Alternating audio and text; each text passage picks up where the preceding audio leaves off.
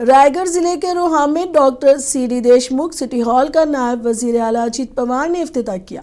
इस मौके पर अजीत पवार ने कहा कि इस नए और जदीद तरीन थिएटर के जरिए रोहा और इसके अतराफ व अकनाफ सकाफती, समाजी और तालीमी सरगर्मियों को एक मजबूत और मेयारी प्लेटफॉर्म मिला है। डॉक्टर देशमुख के नाम से मंसूब ये हॉल सिर्फ एक इमारत नहीं है बल्कि इल्मी वजन और सकाफती खुशहाली की अलामत है। ये थिएटर रुकने पार्लियामेंट सुनील तटकरे की कोशिशों और अवाम के आशीर्वाद से बनाया गया है। उन्होंने कहा कि रोहा तालुका में एक बायोड्राइव सिटी पार्क भी बनाया जा रहा है। इस प्रोग्राम में रुकने पार्लियामेंट सुनील तटकरे और दीगर ख्वातीन ने शिरकत की।